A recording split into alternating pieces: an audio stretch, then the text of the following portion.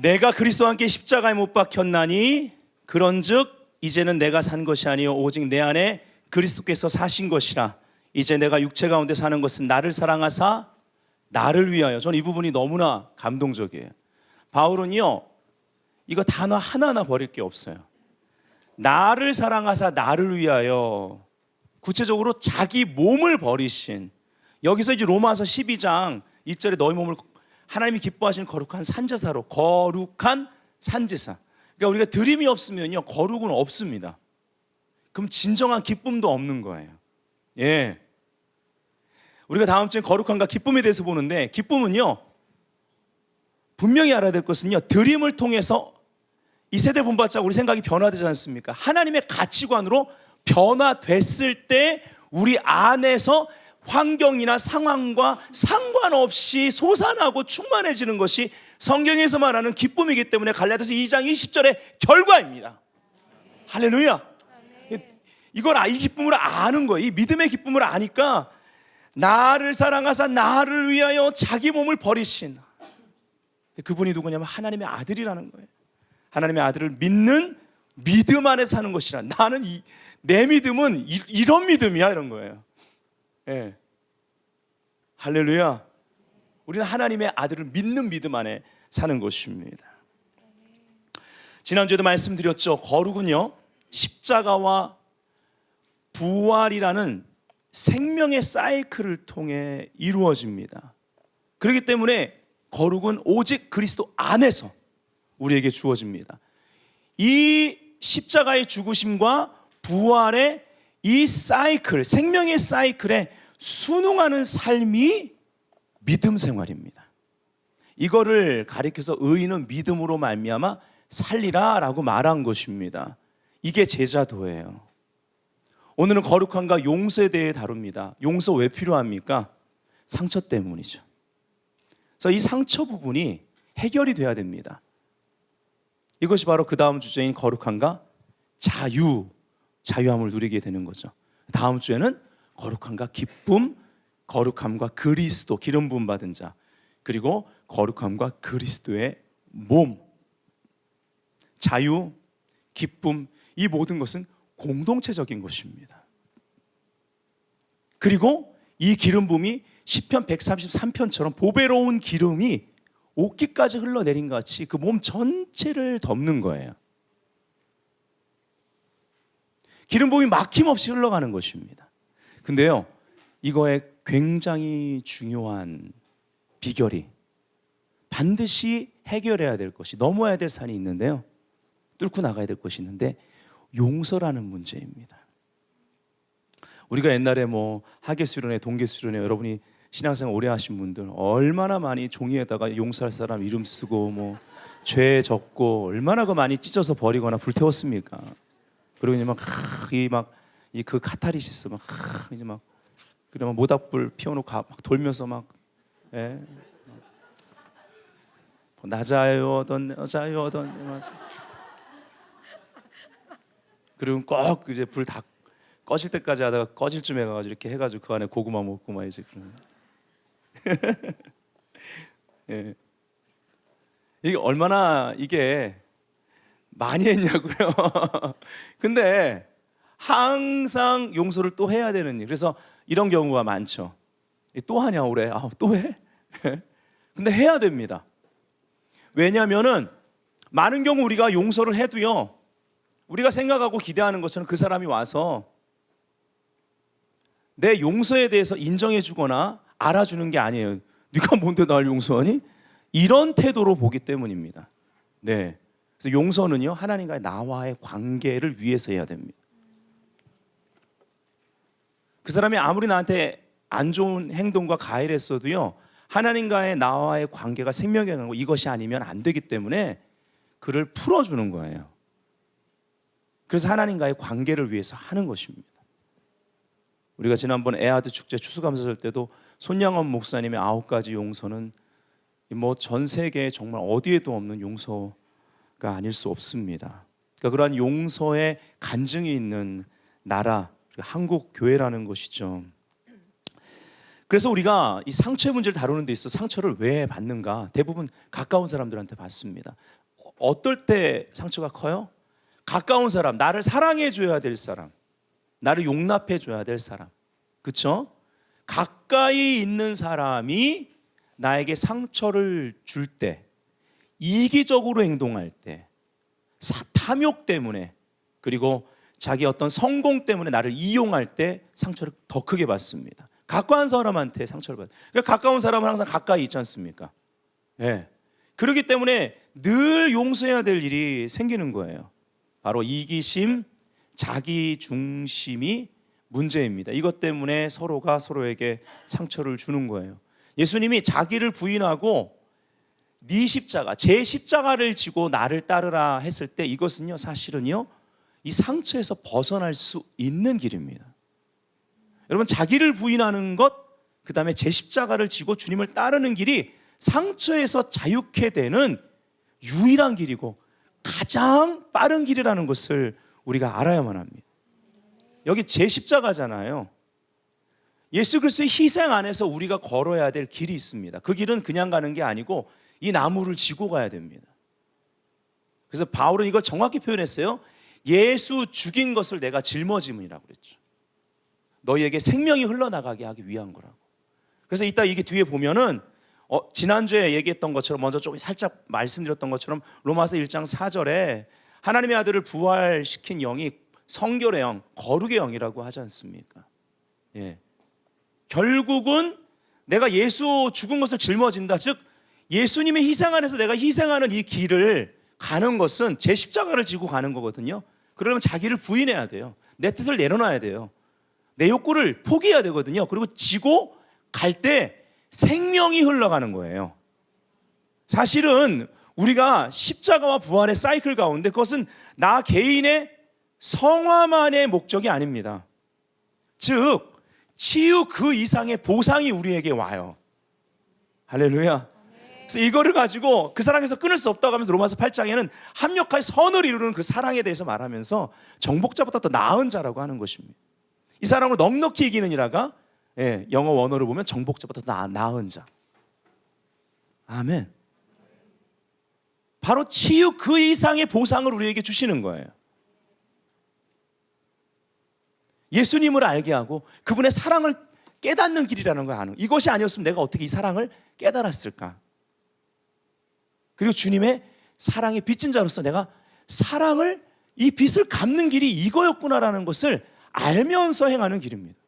제 십자가는요, 처형 도구입니다. 네. 목숨을 잃고자 하는 자는 얻을 것이요 얻고자 하는 자는 잃어버리라 주님 역설적으로 말씀하셨죠. 자기 목숨을 잃어버리는, 제 목숨을 잃어버리게 하는 도구가, 처형 도구가 십자가였다고요. 그러니까 제 십자가를 지고 간다는 얘기는 언제든지 죽을 준비가 되어 있는 자세를 말하는 거예요. 아멘. 예, 이런 것 때문에 뭐 책도 뭐 여러 가지 제목이 있잖아요. 뭐 내려놓음도 있고, 뭐 더 내려놓음도 뭐 있고, 다 제 십자가를 지고 가는 거에 대해서 얘기하는 거예요. 자기 부인이 안 되는 거예요. 그러니까 자기 중심을 내려놓지 못하니까 항상 다른 사람한테 상처를 줄 수밖에 없는 거예요. 아무리 완벽한 사람도, 여러분 그거 아십니까? 완벽한 사람이 결정적으로 굉장히 큰 충격과 함께 상처를 가까운 사람들에게 줄 수 있습니다. 예. 자기 의는요, 가시처럼 찌르기밖에 안 해요. 결국은 찌릅니다. 자기 중심에서 하나님 중심으로 옮겨가는 과정에, 그러한 삶의 과정에 치유가 있다는 것을 우리가 분명히 알아야만 합니다. 하나님이 중심이 되면 치유된 상처가 다른 사람을 향한 하나님의 목적 가운데 하나님의 도구로 쓰임을 받게 됩니다. 그러한 자기의 과거의 상처에서 치유된 사람, 그래서 그 거룩한 옷을 입고 완전한 자유함 가운데 자기의 과거의 수치도 자유롭게 얘기를 하고, 나 전에 이런 사람이었는데 하나님이 이렇게 고치셨고 지금은 이러한 일들이 일어나고 있습니다라고 간증하는 사람들을 통해서 하나님이 그 부류의 상처를, 그 종류의 상처를 입은 사람들을 얼마나 쉽게 치유하는지 몰라요. 그 사람만이 할 수 있는 것입니다. 사실은 우리가 상처에서 용서를 통해 자유케 되면 이 자유는요, 다른 사람을 치유하고, 이 자유는요, 그 자유한 사람에게 그 과정을 통해서 하나님 주신 지혜와 총명과 전략으로 말미암아 요셉처럼 만민의 생명을 구원하는 분배자가 됩니다. 할렐루야. 예, 요셉이 얼마나 큰 상처를 받았겠습니까? 생각해 보세요. 가장 가까운 형제한테 상처를 받는 거죠. 그리고 그 시기와 질투 때문에 그를 총애했던, 끔찍하게 사랑했던 야곱이 자기가 사랑하는 여인의 자녀였기 때문에 특별히 아꼈던, 은총을 베풀었던 그 은총을 받고 자라다가 그걸 그냥 형들이 그냥 끊어버린 거예요. 그냥. 그리고 죽이려다가 좀 봐주자 이런 식으로 해가 노예상에게, 사는 것보다 못한, 그러한, 가서 어떻게 될지도 모르는데 팔아버 넘겨버린 거죠. 그때부터 인생의 환란이 시작되는데요, 결과적으로 그가 말한 합력하여 하나님이 선을 이루사 만민에게 생명을, 이거는 뭐냐면 나는 그냥 바로의 꿈을 해석함으로 이 위치에 올랐다 정도가 아닙니다. 은사적인 해석이 아닙니다. 그의 관점은 사랑의 관점 가운데 하나님께서 나를 이 모든 정과정을 통해서 당신들은 나를 팔아 넘겼지만 하나님은 나를 통해서 만민에게, 내 고국뿐만 아니라 만민에게 바로 하나님의 사랑을, 하나님의 생명을 공급하기 위해서 나를 하나님이 택하셨다. 그 일을 행하셨다. 당신들이 한 것이 죄를 지은 거지만 통로가 된 것이다. 이 말은 뭐냐면 나는 이미 당신들을 용서했다 이거예요. 이 전 과정을, 이 요셉이 용서의 과정을 통과했기 때문에 하나님 그 과정에서 요셉이란 사람의 그러한 위치, 영향력과 기도 응답과 지혜와 꿈 해석의 능력을 줬다라는 것입니다. 네. 상처는 우리에게 무언가를 이야기해 줍니다. 어떤 사람이 얼굴에 흉터가 있다면 물어보세요. 신뢰가 안 된다면. 그러면 그 흉터 자국이 어떻게 생겨났는지, 몇 살 때 어떤 사건으로 말미암아 생겨났는지, 그때 어떤 일이 있었는지 얘기해 줄 수 있습니다. 그렇죠? 네. 숨겨진 상처들이 우리 삶 가운데 많습니다. 상처가 없는 사람은 없죠. 세상의 많은 스토리의 중심 주제가 뭡니까? 상처에서 시작합니다. 우리 영화들 많이 있잖아요. 영화 보면은 거의 초반에 상처와 관련된 사건이 나옵니다. 그것 때문에 복수의 칼을 갈거나. 영화의 주된 주제도 바로 상처입니다. 이 쳇바퀴 도는 나라와 나라의 관계, 사람과 사람의 관계, 이 쳇바퀴 도는 그러한 역사를 만들어내는 그 중심에는 항상 상처가 있었다라는 것이죠. 그러나 이 모든 것을 끝낸 사건이 예수 그리스도의 십자가입니다. 예수님께서 십자가에서 죽으심으로, 상처를 다 받으시고 죽으심으로 우리 모든 상처의 이야기를 바꾸셨습니다. 나라의 이야기도 바꿀 수 있는 구원자가 바로 이분이십니다. 구속자가 살아계십니다. 욥이 선포했습니다. 고백했습니다. My Redeemer lives. 나의 구속자가 살아계시니 이 안에 있는 깊이를 아셔야 됩니다. 이 말이 뭐예요? 그가 받은 상처를 우리는 상상할 수가 없잖아요. 여기 저희 교회 애들 굉장히 많이 태어납니다. 앞으로 또 계속 태어날 애들이 많은데, 제가 이렇게 보면서 애들 이름 중에 욥이라고 이름을 지은 사람 못 봤어요. 저한테 이름 지어달라고 부탁하는 사람들이 많은데요, 제가 만일 이름을 욥이라고 지어주면 그 주의 교회 떠납니다. 욥은요 이 정도의 인물입니다. 제가 가정신방 갔는데, 자, 이 시간 욥기서를 펴겠습니다. 그러면 좋아할 사람 없습니다. 욥이 얼마나 많은 상처를 받았습니까? 가족, 자녀들이 다 죽고, 그죠? 재산 다 날아가고, 실제 온 몸이 성한 곳이 없었잖아요. 근데 그가 내 구속자가 살아계시니, 이 말은요, 구속의 능력을 선포한 것입니다. 할렐루야. 예수님께서 십자가에서 우리의 모든 이야기를 바꾸셨습니다. 그 바꾸는 능력이 보혈 안에 있습니다. 그래서 그 기준을 따라 His Story의 줄임말로 His Story, 바로 History, 역사란 단어가 나옵니다. Before Christ, 그리스도 전과, 그리고 라틴어로 그리스도 이후 AD로 나누는 것입니다. 역사의 기준이 돼버리셨습니다. 그래서 역사의 기준이 됐다는 말은 어떠한 역사도, 한 나라의 역사도, 그리고 한 개인의 역사, 한 가게의 역사, 한 교회의 역사도, 한 도시의 역사도 바꿔내십니다.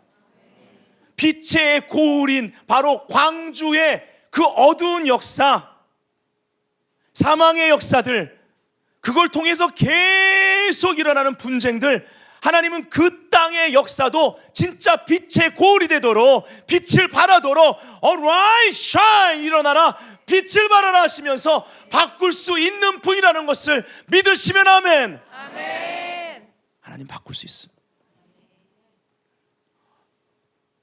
홀로코스트로 전 세계 가운데 흩어져 죽임을 당했고 나라가 없어졌는데 그 나라를 다시 존재케 하신 성경의 모든 그 예언이, 여러분, 이스라엘이 다시 세워지지 않으면요, 성경에 쓰여진 많은 말들이요, 예언이 거짓말이 되어버립니다.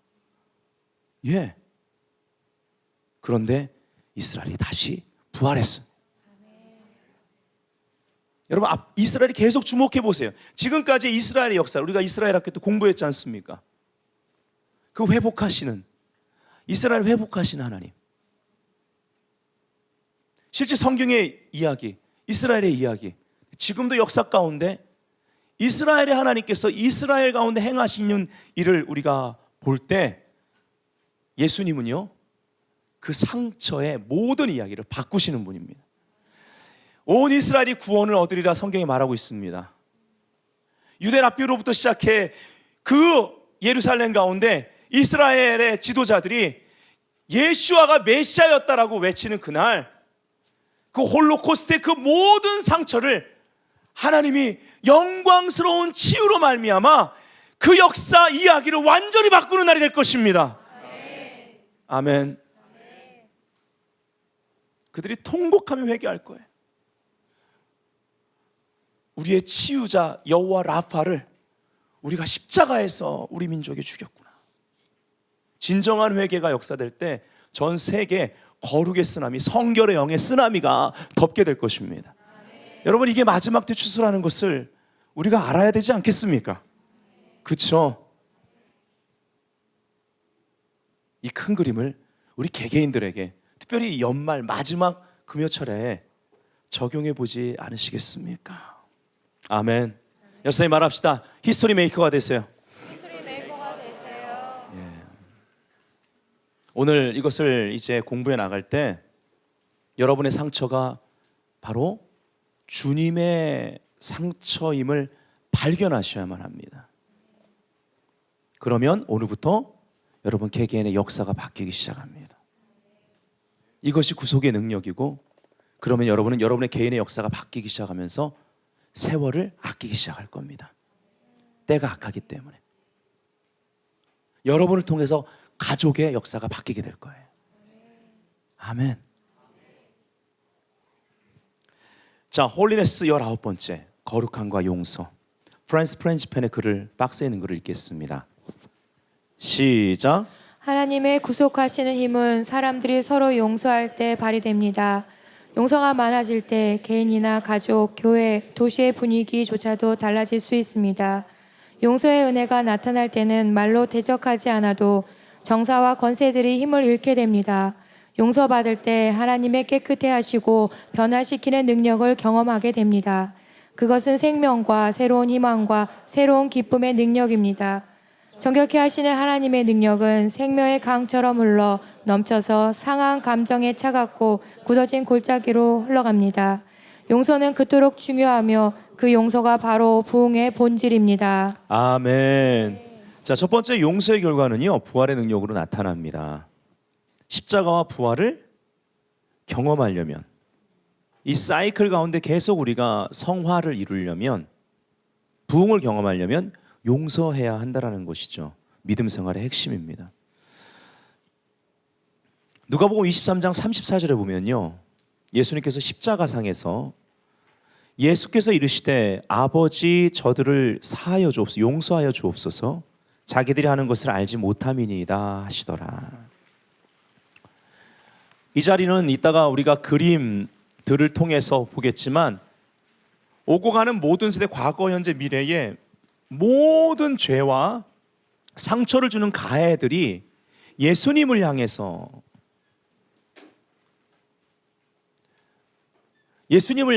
그 가해를 한 것입니다. 예수님은 그 모든 무게를 다 느끼셨다고요. 근데 그들을 향해서 복수심을 가지고 말한 것이 아니라 저들이 하는 일을 알지 못합니다. 물론 그 앞에 있는 종교 지도자들 그리고 정치인들에게만 한 것이 아닙니다. 그들을 향해서 한 거지만 그들을 포함한 인류의 모든 가해를 그분이 짊어지신 거예요. 이사야 53장에서 말하는 것처럼 그분이 채찍을 맞으면 우리가 나음을 입었습니다. 그분이 모든 가해를 받으신 거예요. 여러분, 오늘 하루 동안에 혹은 이 한 주간 어떤 상처를 받았다, 그거 십자가의 예수님이 감당하신 것입니다. 이게 십자가의 신비한 능력입니다. 아멘. 근데 이것을 용서하고 풀어줘 버리셨어요. 이 원리가 이따 그림을 통해 더 자세하게 설명해 드릴 겁니다. 풀어주시고 그 모든 걸 받으시고 죽어버리신 거예요. 예. 근데 그 죽으신 하나님의 아들을 살린 영이 바로 아버지께서 성결의 영으로 말미암아 살리셨다라고 로마서 1장 4절에 얘기합니다. 성결의 영으로는 죽은 가운데서 부활하여 능력으로 하나님의 아들로 인정되셨으니 곧 우리 주 예수 그리스도시니라, 이렇게 얘기합니다. 자, 이와 비슷한 예수님의 십자가상에서의 기도와 비슷한 기도를 한 인물이 있습니다. 초대교회 때 바로 7장에 아주 긴 설교를 하고, 베드로보다 더 긴 설교죠, 하고 하늘이 열렸는데 예수님이 보좌 우편에 서신 것이 보였습니다. 그리고 나선 사람들이 분노합니다. 귀를 막고 들으려고 하지 않고 돌을 들어 던졌습니다. 성경의 순서를 잘 보시면 돌을 맞고 죽을 정도까지 맞은 겁니다. 여러분, 돌을 죽을 정도까지 맞았으면 자세가 흐트러집니다. 그 자세가 안 나와요. 그러니까 제가 볼 때는 죽을 정도까지 맞아서 이제 쓰러져서 죽기 직전에 이렇게 나오는 겁니다. 그 다음 절에 무릎을 꿇고 자세를 기도의 자세로 바꿉니다. 크게 불러 이르되 주여 이 죄를 그들에게 돌리지 마옵소서, 이 말을 하고 자니라, 이렇게 나와 있습니다. 예수님이 십자가상에서 했던 그 풀어줌이 여기서 나타납니다. 돌 던진 모든 사람을 풀어줬습니다. 그리고 특별히 누가 풀림을 받습니까? 그것을 주동했고 합당히 여겼던 사울이라는 청년, 바로 바울인 사울이라는 청년입니다. 스데반의 용서가 하늘의 문을 열었죠. 예수님 우편에 서셨습니다. 하늘의 문이 열렸고 그 다음에 바울을 변화시켰습니다. 바울이 예수님 만날 때 어떤 일이 벌어졌습니까? 소리가 들렸습니다. 빛과 함께. 눈이 멀었죠? 빛과 함께 소리가 들렸어요. 사울아, 사울아, 네가 왜 나를 핍박하느냐? 내가 너무 아프다. 이 말은 무슨 말이냐? 그때 바울은 분명하게 영적으로 체험했을 것입니다. 예수님의 그 아픔, 예수님의 그 상처로 인한 아픔을. 이 말은 어떻게 바울한테 들렸을 거냐면, 네가 상처 준 모든 것 죽이고 상처 주고 때리고 감옥에 쳐놓고 아픔을 준 그 모든 가해를 내가 받았어, 이 말이에요. 영적으로 이러한 메시지가 흘러들어가는 것입니다. 바울한테. 바울은 큰 충격을 받았을 거예요. 그래서 바울은요, 그리스도의 남은 고난을 그의 몸된 교회를 위해 내 육체에 채운다고 그랬습니다. 그리스도의 몸에 대한 계시가 열려버린 게 바울이라는 것이죠. 그래서요, 여러분, 교회는 상처받은 사람들이 오는 곳이 맞습니다. 근데 이 상처를요, 서로가 연합된 가운데, 그리고 자기 중심에서 하나님 중심으로 빠져나와서 빨리 치유받고 회복되는데 본인이 애쓰지 않으면요, 그 사람이 그리스도의 몸에 자꾸 분리를 주고 상처를 주고 아프게 하는 거예요. 그러다가 또 다른 교회 가서 또 똑같은 짓 하고. 교회는 종합병원이 맞습니다. 온전치 못한 사람이 와야 됩니다. 하지만 우리 다 온전케 되어가는 과정에, 치유를 경험하는 과정에서 서로가 서로를 섬김으로 함께 치유를 받아야 되는 거예요. 아멘. 그래서 우리가 다음 주에 거룩함과 기쁨, 그 다음에 거룩함과 그리스도 안에 거룩함과 몸에 대해서 보게 되는 거예요. 이 치유가 역사된 공동체는요, 여러분, 히스기야 때도 그랬고요, 예. 역사의 구약도 그렇고 느헤미야 때도 그랬고 에스라 때도 그랬고요, 신약에도 보면, 초대교회 때 보면 그리스도의 몸 안에 기쁨이 충만해서 그냥 하늘이 열려요. 할렐루야. 자원하는 헌신과 자원하는 봉헌과 자원하는 복음 전파가 막 역사됩니다. 성경을 한번 보세요. 몸에 허락하신 이 기쁨이요, 선교와 구제와 하나님의 그러한 열심으로 다 열립니다. 또 다른 영혼, 상처 입은 영혼을 찾아가는 거예요. 할렐루야. 용서의 주제는요, 작은 주제가 아닙니다. 너무나 피부에 와닿는 주제지만 이거는 굉장히 크고 강력한 주제입니다. 네. 여러분, 이것을 다시 이번에 이 지식과 함께 실천할 때에 놀라운 일이 2019년도에 열리기를 주 예수님의 이름으로 축복합니다. 예. 용서는요, 그래서 거룩함을 지키는 길입니다. 유다서 1장 20절을 우리말 성경으로 보면요, 그러나 사랑하는 사람들이여, 여러분은 지극히 거룩한 믿음 위에, 예, 자기를 건축하고 성령 안에서 기도하며, 이렇게 되어 있습니다. 지극히 거룩한 믿음, 이건 무엇일까요? 아까 말씀드렸던 요셉의 삶을 통해서 보면 됩니다. 그 믿음 생활의 중심에 뭐가 있어요? 그 과정 가운데, 전 과정을 굉장히 어렵지만 용서를 되씹으면서 그 과정을 다 통과해서 결국은 안 거예요, 요셉이. 아, 이런 목적 때문이었구나. 네.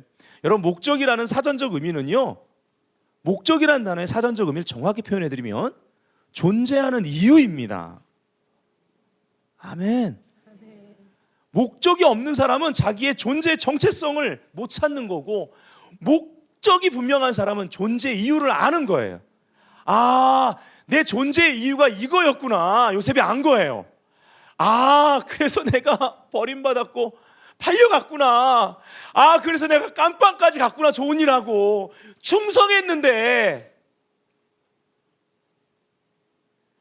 많은 음해와, 예, 여러 가지 모함과 오해와 사실이 아닌 것을 가지고 들리는 소문들, 그러나 존재의 이유, 목적이 분명한 사람은 이 모든 정과정을 힘들어도 용서를 되씹으면서 계속 결국은 치유 그 이상의 하나님의 계획과 보상을 경험하게 되는 것입니다.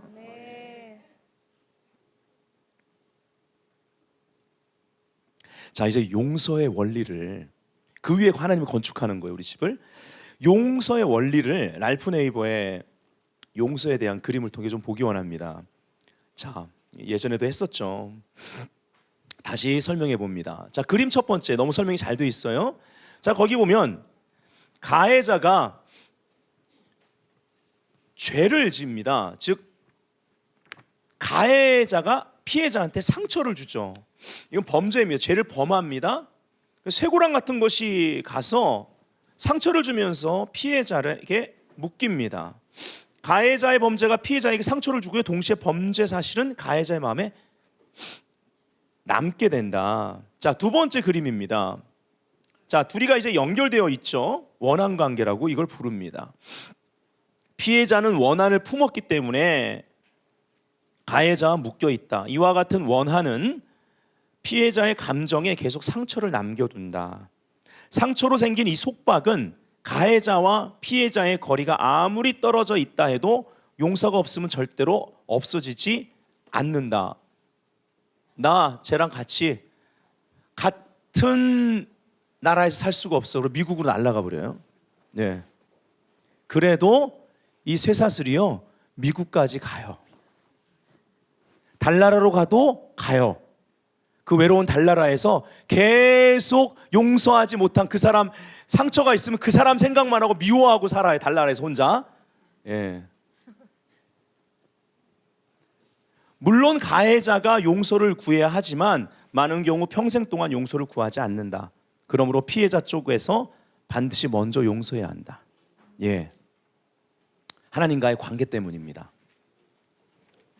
세 번째 그림, 이것이 용서다. 자, 어떤 게 용서입니까? 피해자가 가해자의 그 사슬을 풀어주고 있지 않습니까? 예. 저 사람이 내 용서를 받아준다라는, 내가 저 사람을 용서한다라는 것을, 그 마음을 저 사람이 알아주든 알아주지 않든 내가 풀어주는 거예요. 아, 이것이 예수님이 십자가에서 하신 일입니다. 저들이 하는 일을 알지 못합니다. 주님, 저들의 죄를 용서하여 주옵소서. 풀어준 거예요.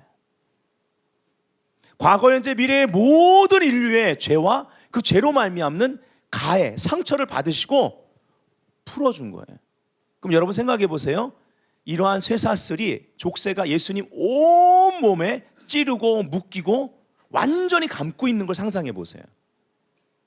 그 상태로 죽으신 거예요. 그러나 다 풀어줬어요. 용서해 줬단 말이에요. 여기서 바로 예수님의 십자가의 용서와 죽으심이 나옵니다. 여기에서 원하는 가해자를 용서하기로 결심하는 피해자에 의해서만 풀릴 수 있다. 물론 가해자는 피해자에게 용서를 구할 수도 있고 구하지 않을 수도 있다. 그러면서 마지막 그림이 바로 로마서 1장 4절의 그림입니다. 부활의 역사가 일어납니다.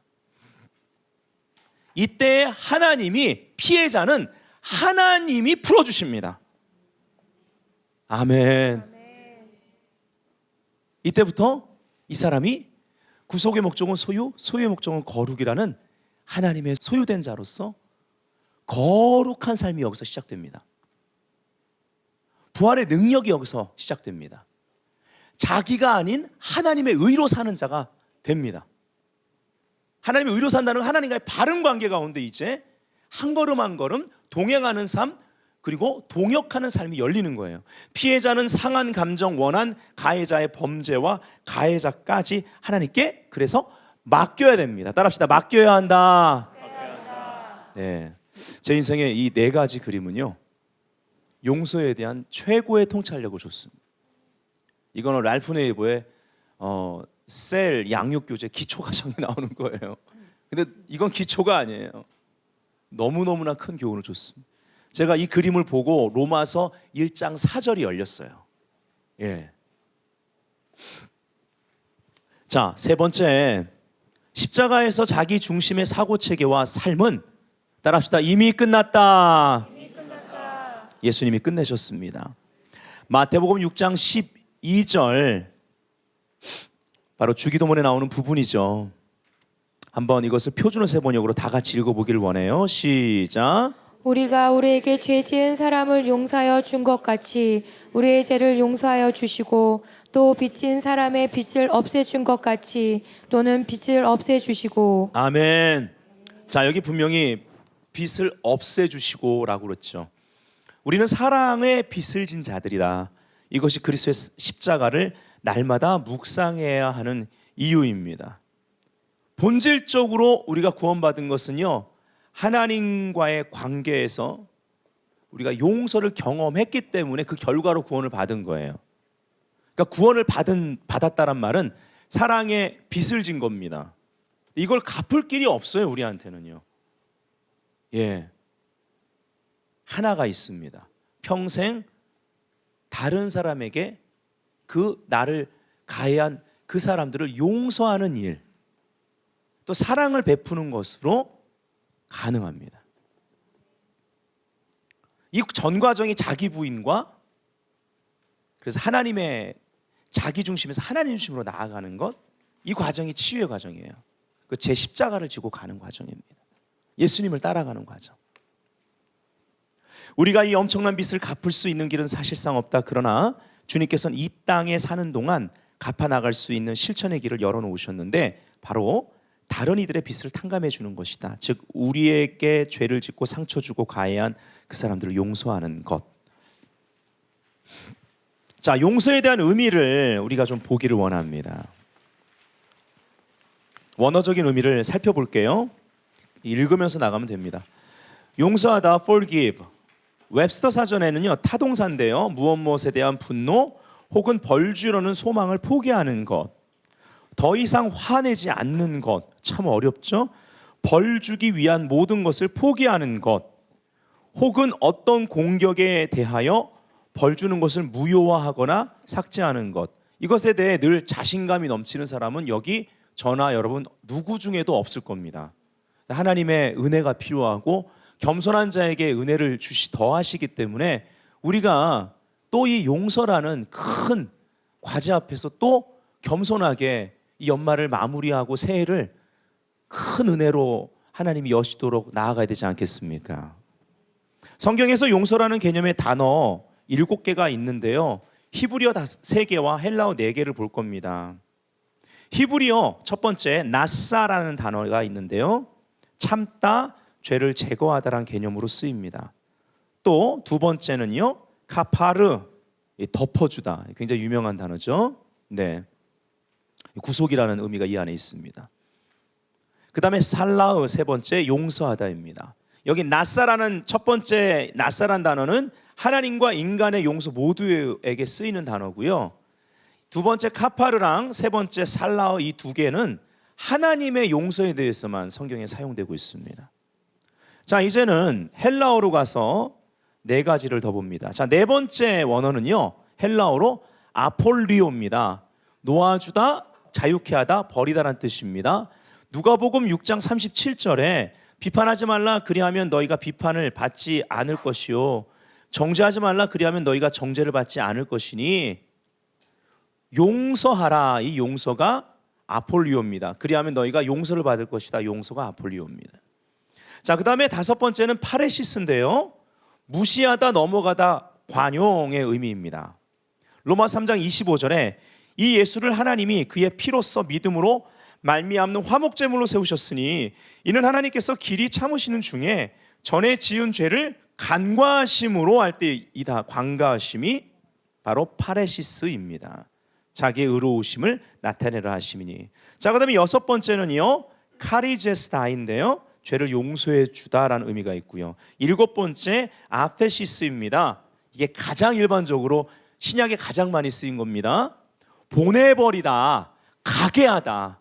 아까 이게 제가 잘 썼던 표현 중에 풀어주다라는 개념이 여기에 굉장히 강하게 들어가는 거죠. 물론 앞에 아폴리오도 놓아주다지만, 예, 가게 하다라는 개념이에요. 예. 명사로 15번 쓰였고요.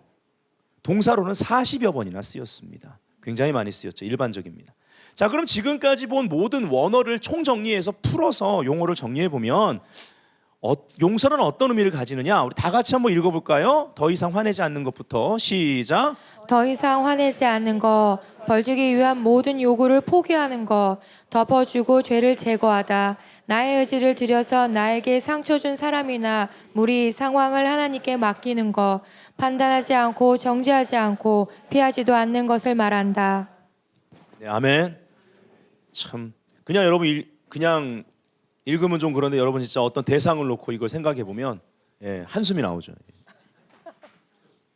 제가 먼저 한숨을 쉬고 왔습니다. 자, 이 설교 준비하면서 목양실에서 에휴, 그리고 나서 제가 이제 한 명씩 또 뭐 어떤 용서할 사람이 또 용서하고 오는 거죠. 자, 이 용서를 통해 진정한 자유를 이제 경험하게 됩니다. 그리고 진정한 자유는 아까 요셉이 얼마나 자유자였는지 말씀드렸죠. 실질적으로 어떤 정치적인 컨트롤을 받지 않고 윗사람이 분명히 있어 그를 존중하면서 바로를 존중하면서도 실질적으로는 실권, 하나님이 주신 실권 그 위치에서 이 분배하는 자, 하나님의 생명을 분배하는 자가 되는 것입니다. 얼마나 자유한지 몰라요. 그 주술로 가득한 세상의 상징인 그 땅에서. 자, 거룩함과 자유. 그래서 거룩함이 없는 자유는요, 그건 방종입니다. 혼합입니다. 타협입니다. 아주 위험합니다. 잘 구분하셔야 되는 거예요. 아멘. 예. 갈라디아서 2장 4절, 그리스도 예수 안에서 거룩함을 위한 하나님의 준비, 우리가 가진 자유, 이렇게 묶어야 됩니다. 근데 이거를 우리가 가진 자유는 그리스도 예수 안에서의 자유라는 건데, 이거를 엿보고 우리를 종으로 삼고자 함이로다 이렇게 얘기하고 있죠. 다시 죄짓게 하거나 아니면 율법주의적인 종교적인 속박에 다시 묶으려고 하는 그런 것 때문에 바울이 이거에 대해서 다시 강조하면서 얘기하는 겁니다. 자, 그 밑에 1번 우리 다 같이 읽겠습니다. 시작. 죄는 우리를 지배하며 종노릇하게 만든다. 그러나 그리스도의 구속은 우리의 자유를 회복시키며 우리를 죄의 권세로부터 해방시킨다. 만약 우리가 진정 구속된 자로서 살려 한다면 예수 그리스도 안에 있는 우리의 자유를 굳게 서야만 하며 이때 비로소 거룩함에 이르는 삶을 살게 된다. 아멘. 여러분, 로마서를 보면요, 거룩이란 단어가 6장 전에는 나오지를 않습니다. 그러다 6장에 가서 거룩이란 단어가 2번 나와요. 근데 그 거룩이란 단어가 2번 나오는데 거룩함에 이르라라고 말하면서 2번 반복되고, 이것과 함께 죄에서 해방되어 의의 종이 되었다는 그러한 말과 함께 그 말도 2번이 나와서 그렇게 함께 쓰입니다. 로마서 6장 18절, 19절, 22절에 보면 죄로부터 해방되어 의에게 종이 되었느니라 라고 하면서, 이런 것 같이 이제는 너희 지체를 의에게 종으로 내주어. 자, 내준다라는 것은 이 로마서 6장을 잘 읽어보면요, 무엇이 의의 병기가 되고 무엇이 불의의 병기가 되느냐, 순종의 여부에 달렸습니다. 즉 오소리티, 어디다 권위를 내주는가에 따라 그걸 얘기하는 거예요. 그 내어줌을 의에게 종으로 내주었을 때 거룩함에 이르는 거예요.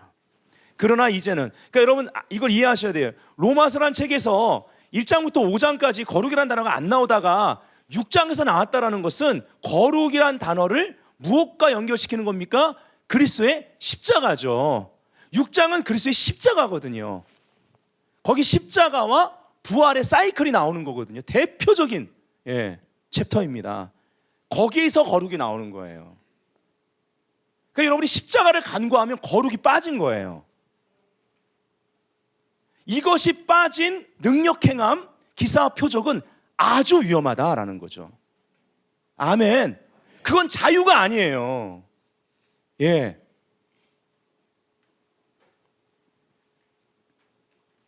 의가 빠진 것입니다. 그러나 이제는 너희가 죄로부터 해방되고 하나님께 종이 되어 거룩함에 이르는 열매를 맺었으니, 할렐루야. 그 마지막은 영생이니라. 갈라디아서 5장 1절 한번 선포합니다. 시작. 그리스도께서 우리를 자유롭게 하려고 자유를 주셨으니 그러므로 굳건하게 서서 다시는 종의 멍에를 매지 말라. 아멘. 옆 사람에게 말합시다. 그리스도께서 자유케 하려고 당신에게 자유를 주셨습니다. 해보세요. 아멘. 다시 종의 멍에를 매서는 안 됩니다. 우리가 용서를 먼저 이제 보고 자유로 넘어가는 거잖아요. 용서가 뭡니까? 바로 사랑의 법입니다. 사랑의 법 가운데 최고의 법입니다. 다른 모든 법을 주장하는 최고의 법. 사랑의 법으로 율법을 완성하신 거거든요. 그러니까 우리가 율법주의, 이러한 종교의 노예가 돼서는 안 되는 겁니다. 그래서 용서를 먼저 공부하고 자유를 공부하는 것이 흐름에 맞는 것입니다. 그리스도 안에서 우리 것이 된 해방을 누리려면 성령님, 홀리 스피릿, 계속 그 거룩의 영에 대해서 우리가 보는 거예요.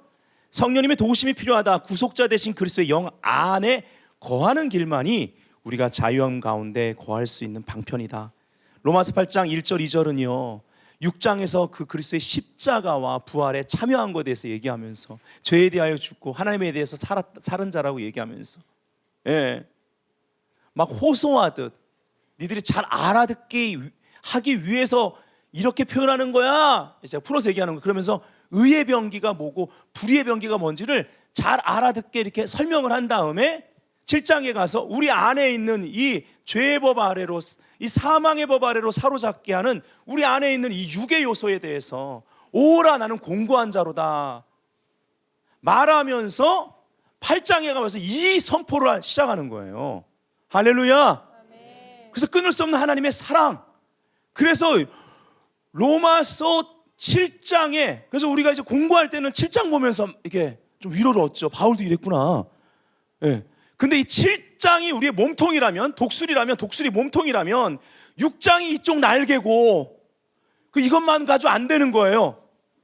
8장이 이쪽 날개예요. 이 독수리가 팔이 더 길어야 되는데 이럴 때는 막.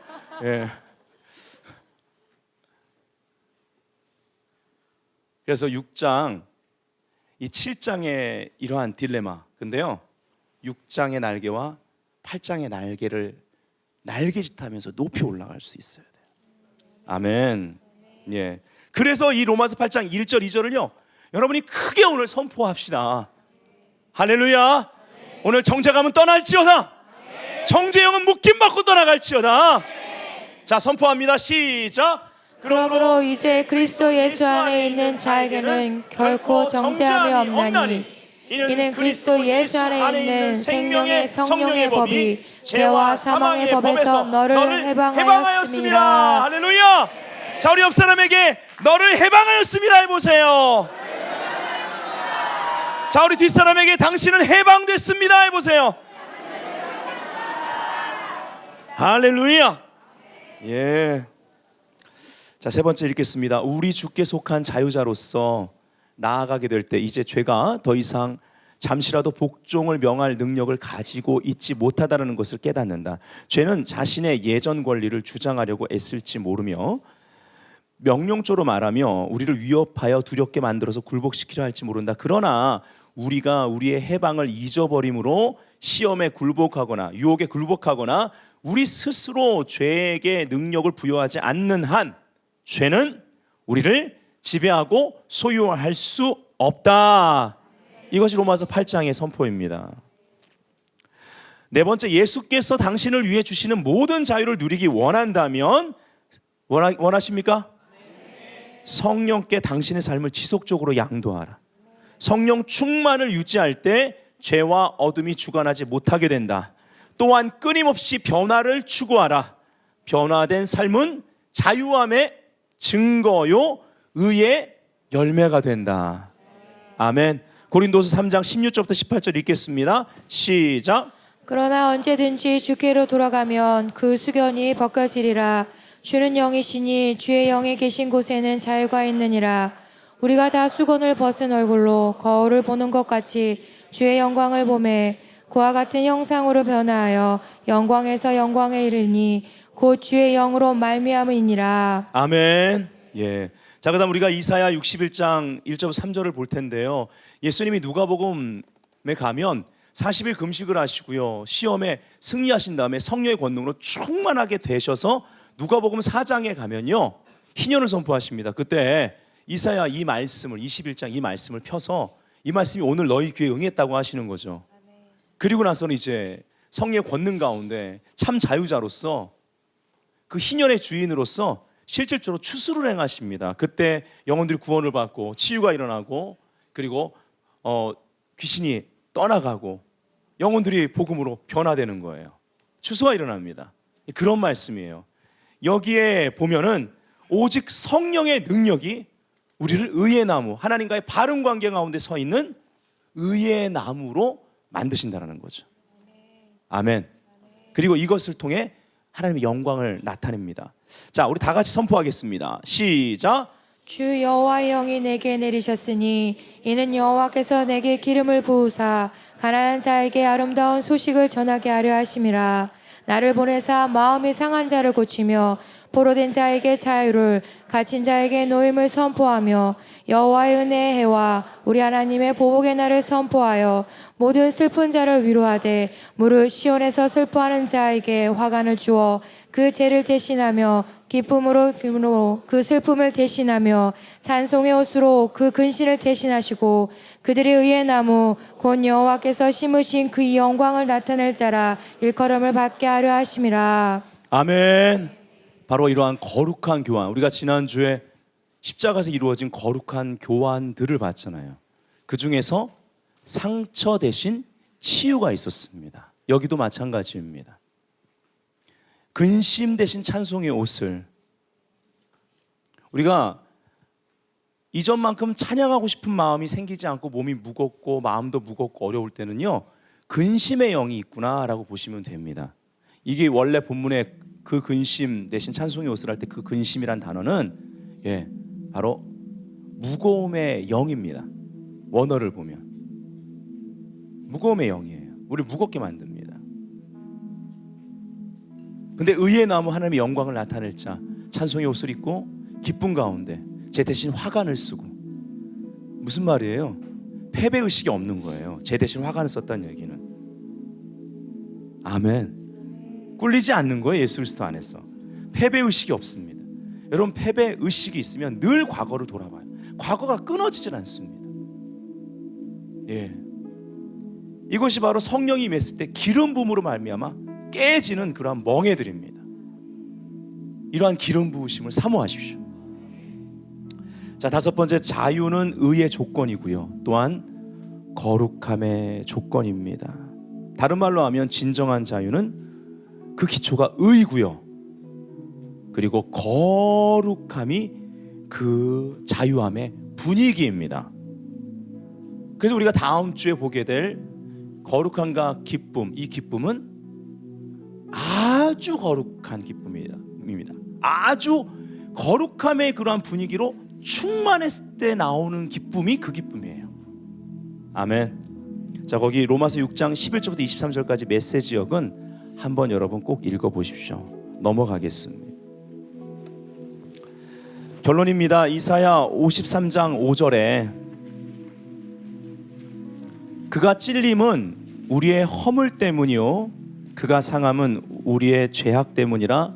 그가 징계를 받음으로 우리는 평화를 누리고 그가 채찍에 맞음으로 우리는 나음을 받았도다라고 얘기합니다.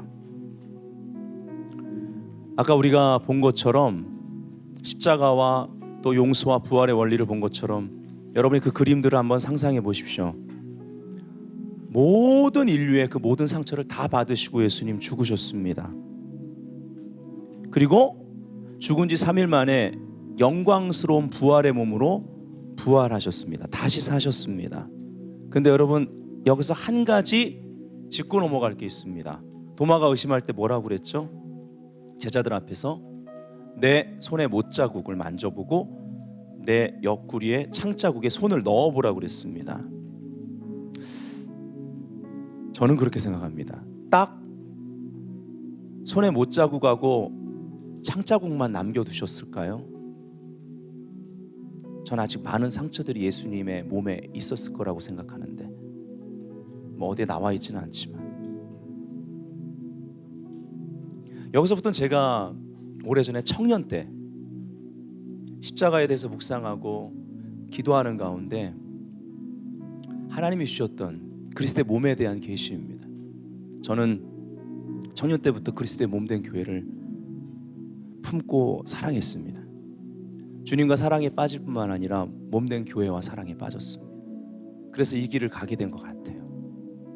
그래서 그리스도의 몸에 대한 계시를 성경을 통해서 계속 받게 됐습니다. 그러다가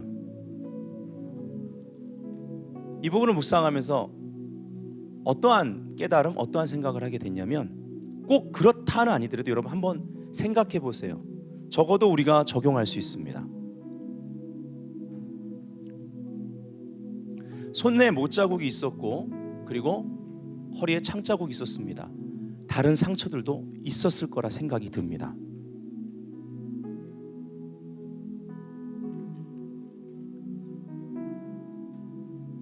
지금 교회, 그리스도의 몸 된 교회, 바로 신부를 향해서 바울은 그 비전을 보면서 얘기했습니다. 결국 그리스도의 몸 된 교회가 흠도 없고 점도 없는 신부로 변화될 거라고요. 여러분 생각해 보십시오. 예수님의 몸에 상처가 있었습니다. 근데 분명히 흠도 없고 점도 없는 그리스도의 몸으로 변화된다고 성경은 얘기합니다. 그 상처가 영광으로 바뀔 것입니다.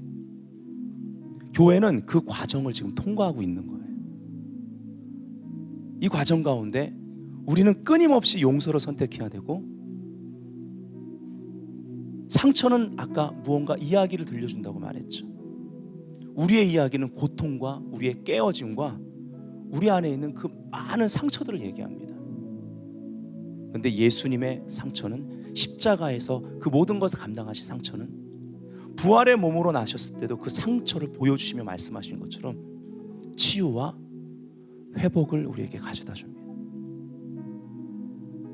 제가 믿기로 이 성령 시대에, 이 교회 시대에 하나님 아버지께서는 성령으로 말미암아 그 그리스도의 남은 고난을 내 육체의 그리스도의 몸된 교회를 위해 채운다고 말했던 바울의 그 고백 가운데 있는 비밀, 그러면서 내 몸에 예수의 흔적이 있다. 그가 받았던 많은 상처들, 돌에 맞음, 그 모든 상처들, 그것이 결국 영광스럽게 변화될 것이고 그리스도의 몸의 상처를 치유하는 일에 자기가 쓰임받았다라는 표적이라는 거죠. 그 육체는. 그러나 우리는 믿어야 합니다. 그날에는 흠도 없고 점도 없어요. 그리스도의 몸이 완전한 아름다움과 흠이 없는 영광으로 준비될 것입니다. 하나님은 교회를 반드시 치유하십니다. 여러분을 반드시 치유하십니다. 우리의 사명은 그리스도의 몸을 치유하는 일이 되어야 되고, 그리스도의 몸의 지체들이 치유되고 회복되도록 돕는 일이 있어야만 합니다. 아멘.